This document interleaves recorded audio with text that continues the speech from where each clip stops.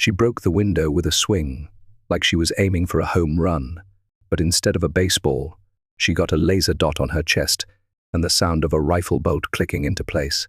I hadn't used the old M24 since Afghanistan, but when a woman in a pink tracksuit kicks down your door with a metal bat, screaming about HOA jurisdiction, you don't grab the welcome mat, you grab the scope. That's the thing about people like Deborah. They think retired means soft. They think rancher means harmless. They don't realize some of us retired because we'd done enough damage already. I was willing to live quietly, but she came looking for a war, and I'm very good at war. The morning had started like any other. I fed the horses, brewed coffee thick enough to strip paint, and walked the fence line with Scout, my Belgian Malinois, who understood hand signals better than most humans. The Arizona sun was already baking the dirt by 8:00 a.m., and the sky was a flawless sheet of blue. It was supposed to be peaceful. That's why I bought the land in the first place, 40 acres of quiet, no neighbors within screaming distance, and definitely no one telling me how high my flagpole could be. But peace never lasts when an HOA is involved, especially not when Deborah is running it. It started a few weeks ago. I got a letter with a gold foil HOA seal claiming I owed fines for non-compliant exterior decor and inappropriate fencing structure. The letter ended with, "Failure to address these violations will result in escalation." I nearly spit coffee through my nose. My land wasn't even inside the HOA's jurisdiction. I checked with the county records myself when I bought it. I thought it was a mistake. Then I got another letter and another. Then came the enforcement photos, a couple of grainy shots taken from a distance that showed my American flag, my solar panels, and me in a lawn chair with binoculars. That last one ticked me off. Someone had been watching me. I installed perimeter alarms that night and began tracking footprints along the southern fence. That's when I knew it wasn't just Deborah trying to flex. She was obsessed. I could have gone to the sheriff, but I didn't want to make it official. Not yet. Part of me wanted to see how far she'd go. It was curiosity mixed with a bad habit I picked up in the military. Don't react until you're sure what you're dealing with. Let the enemy reveal themselves first. That night, the barn was quiet. I was tinkering with an old engine block, the radio playing soft country in the background. Scout lay in the corner, half asleep, until his ears shot up. I felt it too, something in the air changed. Attention. I killed the lights and stepped into the shadows. The sound of crunching gravel came first, then a loud thud, the shattering of a rear window. I didn't hesitate. I moved like I'd trained to, silent, smooth, focused. Through the glass I saw her, Deborah, pink tracksuit, big sunglasses even though it was night, and in her hands, a baseball bat. She didn't knock. She screamed something about code violations and community authority, then stomped inside, swinging the bat like she was on a demolition crew. Scout stayed by my leg, perfectly still. I raised the rifle just enough to send a red dot dancing across her chest. She froze. Now I am not a violent man. Not anymore. But I know how to control a situation. I stepped out of the shadows and said, calm as morning. "You've got 3 seconds to explain why you just broke into my home with a weapon. Start talking." Deborah shrieked, not like a scared person, but like a toddler who didn't get a toy. She dropped the bat and started shouting about her authority, how my flagpole was triggering to the HOA board, and how she was going to forcibly correct violations.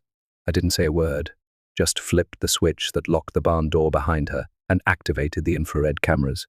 She didn't know it, but she just stepped into a full surveillance zone. Every second of her tantrum was being streamed to my laptop, recorded in HD, and backed up on 3 drives.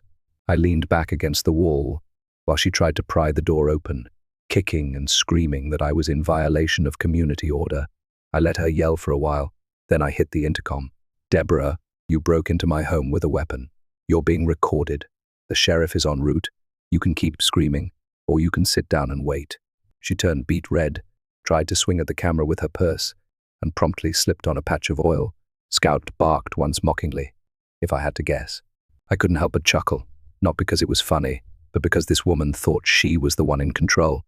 She came onto a sniper's land, and she thought she was the predator. 15 minutes later, the sheriff arrived. He was a good man, used to dealing with drunk cowboys and ATV accidents, not crazed HOA zealots in matching tracksuits.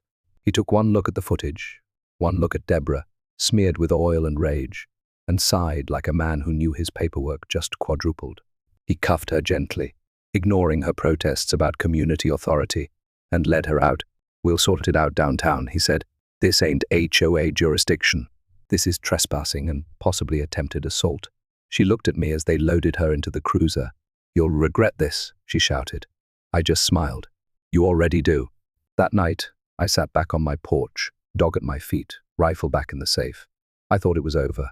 But with people like Deborah, one defeat only feeds their delusion. I didn't know it yet, but this was just the first shot. And Deborah wasn't retreating. She was regrouping. 3 days after the break-in, the dust had barely settled before I noticed the surveillance drone. It wasn't military grade, just one of those hobbyist quadcopters, but it was persistent, hovering like a lazy vulture right above my north pasture.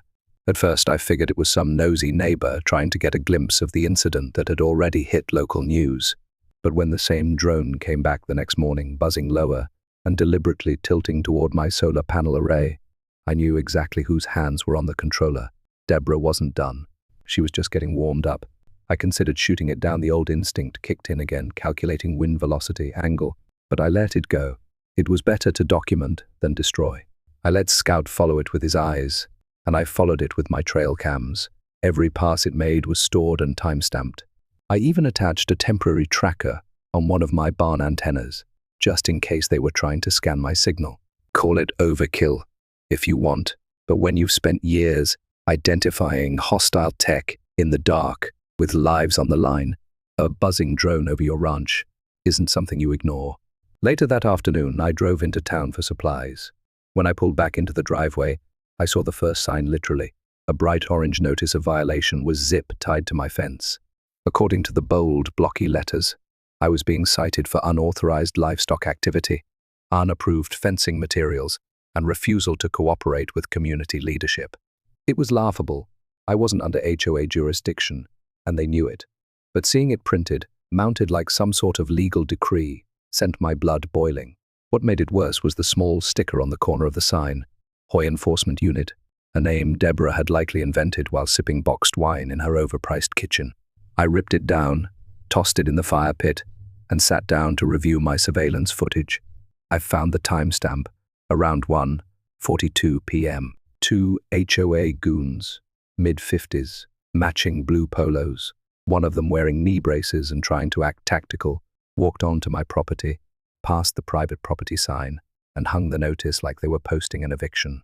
I watched one of them take a selfie in front of it. That night, I didn't sleep. I planned. By morning, I had 3 more fake violations on my mailbox, including one that claimed my American flag violated the approved color scheme for visual aesthetics. Scout growled as I opened it. Inside the envelope was a letter, signed by Deborah herself, threatening to fine me $200 per day until I voluntarily complied with community guidelines. I had half a mind to march into that neighborhood and hold a seminar titled Jurisdiction 101, but I knew better. Deborah wanted a fight.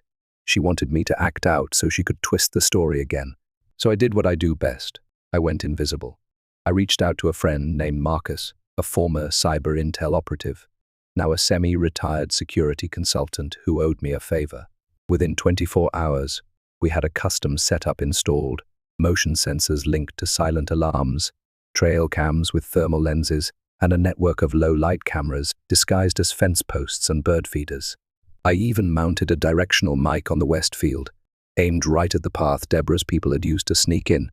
Every step they took from now on would be recorded. But I wasn't just setting up surveillance, I needed witnesses. That's when Miss Evelyn came back into the picture. She showed up with a peach cobbler in one hand and a thick binder in the other. "Thought you could use dessert and dirt," she said. Turned out, Miss Evelyn wasn't just a nice neighbor. She was a former NSA analyst with an absolute treasure trove of collected audio logs, emails, and neighborhood chat transcripts. She had proof Deborah had been forging HOA notices and using board funds for personal expenses. Evelyn had been collecting for months, waiting for someone strong enough to push back. We sat on my porch and went through the data like 2 agents on an op. Scout kept watch near the fence while we catalogued every dirty move Deborah had made. What we found was more absurd than I expected. Deborah had hired a compliance squad, paid them through shell invoices, and had been using HOA maintenance funds to install Wi-Fi cameras aimed at houses she disliked. One folder was even labeled Coal Problem. She's trying to provoke you into making a mistake, Evelyn said. Then she can claim you're a threat and push the sheriff to issue a restraining order, maybe even force a court case. I nodded, thinking of the drone, the staged violations, the fake citations. It was all bait. She wanted a reaction. Well, she was going to get one, just not the one she expected. That weekend, I put on a little show. I opened the gates wide and started repainting my barn fence in full view of the street, wearing a "Don't Tread on Me" shirt, just to twist the knife. I planted American threaks, American flags, every 10 feet across my property line, and installed a massive solar-powered LED display near the road that flashed "private property, not HOA land," in bold letters, all legally within my right. Sure enough, Deborah came cruising by in her beige SUV. I caught her on camera, slowing down to take pictures, jaw clenched tight. Later that night, her minions showed up again. This time they tried to remove one of the signs. Too bad they didn't notice the infrared sensors. The moment they crossed the boundary, floodlights came on. A piercing siren blared across the pasture. Scout barked from the shadows. The speakers played pre-recorded warning messages on a loop. "You are trespassing. Law enforcement has been notified." They panicked. One dropped his clipboard and ran into the cactus line. The other tripped over a low wire and face-planted into the dirt. I watched from the porch, drink in hand, as they scrambled back to their car and peeled off. The next morning, I received a letter slid under my gate. It wasn't typed. It wasn't even official. Just a handwritten note that said, "You're escalating this, you'll regret it." That's when I realized this wasn't about zoning, fences, or flags anymore. Deborah had made it personal. She wasn't trying to enforce rules. She was trying to conquer. But what she didn't know, what she could never understand, was that I've fought real enemies. I've faced ambushes in the mountains, survived snipers, raids, and backstabbing politicians. And now she was playing general in an HOA uniform, waging war against someone trained to win at all costs. She wanted a battlefield. I was about to give her one. 2 nights after the siren incident, things got quiet. Too quiet. No drones, no bogus citations, no HOA foot soldiers pacing the perimeter. That was the most dangerous part. Anyone with real combat experience knows silence isn't peace. It's the inhale before the strike. I didn't relax. I prepared. Around midnight, I ran a sweep of the ranch. Nothing unusual, except for a set of new tire tracks near the south fence. I logged it, reviewed the feed, and found a 15-second gap in camera footage. Just a blip. But blips don't happen in my system unless someone tampered with it. I checked the camera myself. Sure enough, the wiring had been clipped cleanly, professionally. Not Deborah, someone she hired. That was when I upgraded from surveillance to full deterrent mode. I rigged decoy motion detectors near my barn and set them to alert only if tripped in a specific sequence that would let me know if someone was probing the perimeter instead of just wandering by. I placed glass marbles in the gravel at key access points. They crunch in a very specific way if stepped on. No one hears it but me and Scout. It's an old trick from my forward operations days, and it's never failed me. I wasn't waiting for them to strike again. I was inviting them to. At 3:14 a.m., the sensor on the west side chirped not a false alarm. I opened the live feed on my tablet and saw 2 silhouettes crouching by my horse pen. They were in dark clothes, no lights, no sound. The lead one held a crowbar. I recognized him, Greg, HOA board member, former security guard who failed the police academy twice and still walked around like he had a badge. The other guy was unfamiliar, taller, stalkier, probably the muscle Deborah hired since her own militia flopped so hard. They weren't there to talk. They were there to destroy something, probably the solar panels or the flagpole, maybe even the barn. But they didn't know I was already in position. I had slipped out of the back door minutes after the alert. Scout was at my heel. We circled to the high ground behind the storage shed. I had a clear line of sight and, thanks to the moonlight, perfect visual clarity. I didn't need to use my rifle.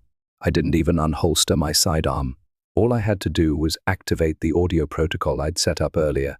My old squad's voice training tape shouts in Arabic, rapid-fire commands, radio static blasted from hidden speakers. It wasn't English. It was chaos. Greg froze, confused. The other man reached for his belt. Then came Scout. From the shadows, my dog launched forward like a rocket, not to bite. He's trained better than that, just to intimidate. He growled, lunged, and cornered the big guy between the fence and a trough. The man shrieked. Greg bolted. I stepped out from the shed, holding a flashlight under my chin and shining it dead into Greg's eyes. Drop the crowbar, Greg. He squinted, breathing heavily. You can't do this. This is community enforcement. I took 2 steps forward. You're on private land with tools at 3:00 a.m., and cameras have caught every second of this little mission. You're insane, he muttered. No, I said. I'm patient. And now I'm done being patient. They fled, literally tripping over each other. Scout barked once and trotted back to my side, tail wagging like it was all just a game. I watched them stumble into their truck and vanish into the night. But I wasn't satisfied with chasing them off. It was time to go on offense. The next morning, I called a contact from my reserve days, Lucas, now a private investigator with state-level access and a gift for digging through HOA financial records. I gave him a summary. By lunch, he called back. Your Deborah's been very naughty, he said. She used HOA dues to pay a private security firm 2 towns over, disguised the payments as a landscaping contract. The company name was just a PO Box total scam. It didn't surprise me, but it gave me ammunition. I compiled a packet with photos, documents, audio recordings, and 3 separate witness statements from neighbors who saw Deborah ordering men to shut that vet up. I delivered copies to the sheriff's department, the county clerk, and, just to spice things up, a local journalist who ran a blog on small-town corruption. I didn't sign my name, just mailed it in with a sticky note that said, "She picked the wrong sniper." The article dropped the following Thursday. Local HOA under fire for fraud, harassment, and private security scheme. Deborah's smug face from the HOA website was front and center.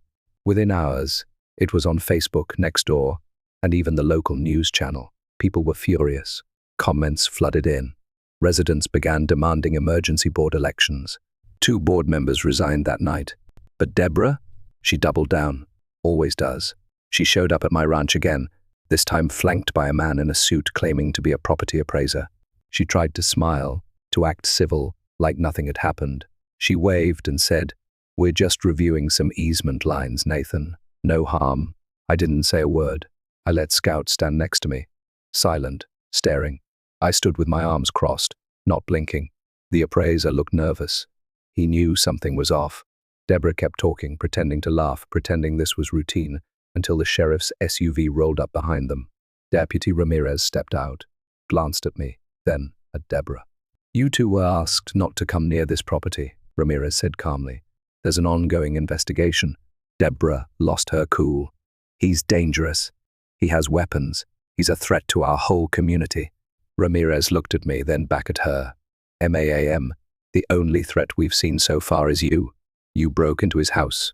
Your board hired thugs to vandalize his land. You've already been warned." She tried again. "This is harassment. I'm the victim." Ramirez looked back at the appraiser, who was already backing away toward his car. "Sir, one suggests you leave now before this turns into a legal issue for your company." Deborah stood there fuming. I didn't say a word. I just watched as she finally turned and stomped away, her SUV throwing dust clouds as it tore off down the road. I didn't feel relief. Not yet. Because with people like her, you don't get peace. You get pauses, and in those pauses they plan. So I planned too, because Deborah thought she was the queen of this little suburban kingdom, but I wasn't her subject. I was the storm that was coming. I should have known Deborah wasn't going to fold just because her fake militia fell apart and the sheriff warned her off my land. The thing about people like her is that they don't back down. They regroup, refuel, and then lash out harder with whatever power they can dig up. She'd already tried breaking in, surveillance, sabotage, and legal threats. All of it had failed. So now, she went for something lower, dirtier, psychological warfare. It started with the letters not mailed, just placed. Folded pages slipped under my gate in plain white envelopes, written in childish block letters, with no return address. The first one just said, "We're watching you." The second said, "You'll pay for humiliating our leader." The third, oddly enough, just had a drawing crude stick figures of me and Scout in what looked like a fire. I'd seen this kind of intimidation before, in worse places, on worse nights, in lands far from here, but there was something infuriating about it happening on my own ranch, in the country I'd fought for. Still, I didn't react publicly. That's what they wanted. Instead, I upgraded my game. I installed discreet wildlife cameras along the outer road, invisible unless you knew where to look. They weren't just motion-triggered. They streamed directly to a cloud backup I could access from anywhere. I wanted faces, plates, voices, because whoever was helping Deborah now wasn't just obnoxious. They were starting to feel dangerous. That night, I walked the pasture with Scout. The stars overhead were bright, the kind of clarity you only get out in the desert, miles from city light. But my peace was short-lived. Scout froze by the west fence, his ears pointed.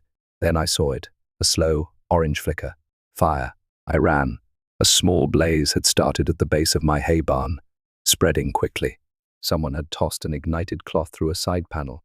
It didn't explode, but it burned just enough to catch the hay. I grabbed the hose and fought the flames while Scout barked and paced. I got it under control before the whole structure went up, but the smell of scorched earth and wet ash hung in the air. The camera caught it. A figure in a hoodie, sprinting off before the fire flared. I paused the footage on their shoes' neon green laces. Then I checked the footage from the outer trail cam. Bingo. License plate. And clearer than that, Deborah's SUV parked just off the road with the lights off, engine running. I called Ramirez. The deputy came out within the hour, took one look at the footage, and didn't even need to ask questions. "We're done playing games," he said, voice tired but firm. "You're lucky you caught it early. We're elevating this." By morning, Deborah was being investigated for conspiracy to commit arson. The one who lit the fire, her nephew, a college dropout living in her basement, who'd bragged online about community cleansing. He'd posted memes about dealing with traitors to the HOA, not realizing that screenshots are forever. But here's where the twist hit. While Ramirez worked on charges, Evelyn, the sharp, retired NSA neighbor, uncovered something else. Deborah had been using her position on the HOA board to pull property maps and ownership documents, not just mine, but surrounding lots. She was trying to forge a petition to expand HOA boundaries illegally, claiming that my ranch had once belonged to a housing developer who failed to mark it correctly in their system. She was rewriting history to give herself power. I couldn't believe the audacity. She knew I wasn't in the HOA. She knew the county records were clear, but she was building her own alternate version of reality and dragging innocent people into it. I'd underestimated her capacity for delusion. I went to the courthouse and met with the county registrar. After I showed them what Deborah was doing, they agreed to do a formal audit of the HOA's filings. That's when the dominoes started to fall. First came the discovery of financial fraud. Deborah had authorized dozens of improvement contracts that funneled HOA money into shell companies, including one owned by her ex-husband's cousin. Landscaping, security upgrades, parking lot lights. None of it ever happened, but the invoices were paid and the checks all signed by her. Then came the anonymous tip to the state attorney general's office. I didn't submit it, but I know who did. Evelyn's email skills are legendary. Within a week, Deborah was under investigation, not just locally but at the state level, for HOA embezzlement, harassment, and even misuse of public grant funds meant for community safety programs. It should have ended there, but Deborah still had one last meltdown left in her. A week after the fire, during a special HOA meeting, Deborah stood up in front of a half-filled room and ranted for 15 full minutes. Someone live-streamed it to Facebook. She screamed about traitors, accused half the board of being co-opted by military fascists, and even name-dropped me as a domestic insurgent training dogs to kill civilians. It was so unhinged. The sheriff's office used it as evidence of mental instability. The video went viral overnight. The comment section tore her apart. Memes exploded across Reddit. One showed Deborah's face photoshopped onto a general's uniform with the caption "Operation HOA Storm." Another showed her SUV being chased by a giant tactical dog labeled Scout. It was petty. It was hilarious. But it was also damning. That night, a patrol car pulled up in front of her house. I watched from a distance as Ramirez walked her out in handcuffs. She wasn't screaming this time, just quiet, like she'd finally realized the battle was lost. The very next day, the remaining HOA board members held an emergency vote. Deborah was expelled. Her name was scrubbed from the HOA website, and a public apology letter was issued to the residents of the neighborhood. They promised reforms, a fresh election, and an end to unauthorized enforcement actions. It should have felt like victory, but standing out on my porch, I didn't feel triumphant. I just felt tired. Tired that it had to go this far. Tired that someone so entitled, so consumed with control, could hijack a system and weaponize it against innocent people. I sat down with Scout beside me and watched the sun set over the desert hills. It was quiet again, truly quiet, the kind of silence I had craved when I first bought this land, the silence I earned. Deborah had wanted to make me fold. Instead, she made me focus, but something told me the final chapter hadn't quite been written yet. Because when you shine a spotlight on one tyrant, you sometimes find others hiding in the shadows. 2 weeks after Deborah's arrest, the town started breathing again. For the first time in months, there were no strange vehicles idling near my ranch gates, no drones buzzing over the property, and no flyers stuffed in my mailbox about community violations. It was like a switch had been flipped. Quiet returned, the kind of quiet that doesn't feel like tension building, but actual, hard-earned peace. Scout picked up on it before I did. He wasn't pacing the porch as much anymore. He didn't perk up at every distant engine growl. He'd just sit next to me in the evenings, his ears relaxed, eyes half closed, finally at ease. What was left of the HOA board issued a statement saying they were undergoing a full restructuring and external audit. Translation, they were covering their tracks and hoping to avoid lawsuits. But the damage was done. The residents who had blindly supported Deborah were now the loudest ones calling for reform. People who had stayed silent while she escalated her personal vendetta were suddenly very interested in transparency, accountability, and community unity. Typical. The sheriff's department thanked me quietly, no fanfare. Just Ramirez dropping by with a handshake and a few words. "Glad you kept your cool. A lot of folks wouldn't have." I nodded, accepted the gesture, and left it at that. There was nothing to celebrate. The whole thing never should have happened in the first place. But there was one thing that did lift the mood. It started with a knock at the gate on a Sunday morning. I looked through the monitor and saw a small group of kids from the neighborhood standing awkwardly, holding a wooden plaque. Their parents stood nearby, all of them looking nervous, like they weren't sure if I'd come out or chase them off with a broom. I opened the gate, walked down, and saw the sign, "Thank you for protecting our community. From your quiet friends." It was carved by hand, with little horse drawings and American flags, and one kid had drawn Scout wearing a cape. I didn't say much, just thanked them, nodded to the parents, and carried the plaque inside. But it hit me harder than I expected, because for all the nonsense, for all the chaos Deborah unleashed, there were still people in this town who understood what I stood for. Not control, not power, just safety, boundaries, peace. I mounted the plaque on my barn wall that night. As for Deborah, the legal process was slow but steady. Her nephew pleaded guilty to attempted arson, accepted a plea deal, and moved back in with his parents across state lines. Deborah herself faced charges for fraud, harassment, and conspiracy. Her lawyers tried everything, from blaming stress-induced delusion to suggesting she was misled by others. None of it worked. Too much evidence, too many witnesses, too many viral clips that painted her as a delusional tyrant in a pastel tracksuit. Eventually, the court ordered her into psychiatric evaluation and house arrest pending trial. Ironically, she was banned from any HOA involvement for life. And just like that, the tyrant who wanted to rule over everything couldn't even leave her own porch. I thought that would be the end. But then came the final twist, one I never saw coming. A realtor stopped by my property one afternoon, asking if I was interested in selling. I laughed and told him no, and he nodded like he expected that.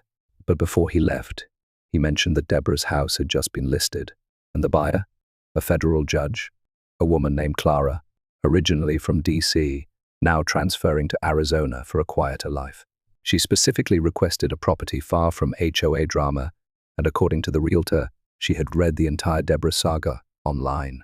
Apparently, she thought being my neighbor would guarantee some peace and security. 2 weeks later, she moved in. First day, she walked up with a basket of cinnamon rolls and a firm handshake. Told me she didn't like nosy people, loud parties, or micromanagement. Told me she kept a 9 in her nightstand and a federal badge in her drawer. I couldn't help but laugh. "You'll fit right in," I said. Scout liked her instantly, and that dog's a better judge of character than most humans I've met. After that, things settled for real. The ranch thrived, the fences stayed up, The cameras stayed quiet, and the sunrises felt like they used to just light breaking over the desert with no threat in the shadows. But I didn't forget what happened. I kept every file, every camera, every report, because people like Deborah are never alone. There's always another little tyrant, who thinks rules are for others, another person who believes authority is a weapon, not a responsibility. The difference now is that I'm ready. I've already fought that war once, and I know exactly how to handle it if it comes again. Late one evening, I stood by the edge of the property, watching the wind roll through the grass. A truck drove by slowly, not suspicious, just someone getting home, but I watched it until it disappeared. Not because I was paranoid, just aware. That's what people like me do. We notice things. We prepare. And when trouble comes knocking, we don't run. We open the door with steady hands and a quiet warning. Because this is my land, my line, my peace, and I will protect it not with anger, not with revenge, just with the calm certainty of a man who knows exactly what he's capable of. And that is more than enough.